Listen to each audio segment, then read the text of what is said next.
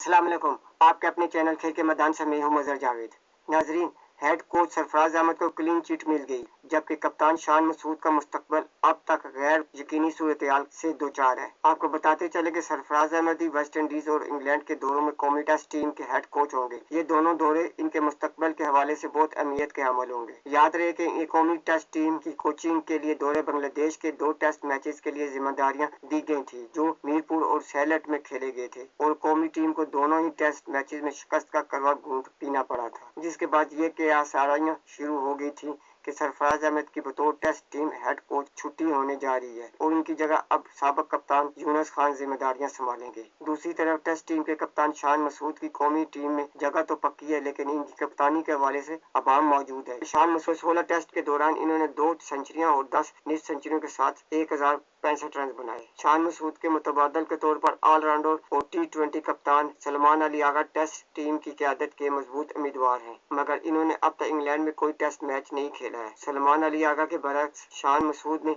2016 और 2020 में पाकिस्तान की नुमाइंदगी करते हुए इंग्लैंड में 5 टेस्ट खेले हैं। अगरचे सलमान अली आगा को सिलेक्शन कमेटी के अहम अरकान की हमायत हासिल है, लेकिन इंग्लैंड के मुश्किल दौरे पर जहाँ हमेशा कौमी टीम के लिए मसाइल रहे हैं, शान मसूद की कप्तानी के बगैर मैदान में उतरना एक चैलेंज होगा। नाजरीन, अगर आपको मेरी वीडियो पसंद आती है तो इसे लाइक और सब्सक्राइब जरूर करें और बेल आइकन के बटन को दबा दें, ताकि आपको मेरी वीडियो बड़े वक्त मिलती रहे।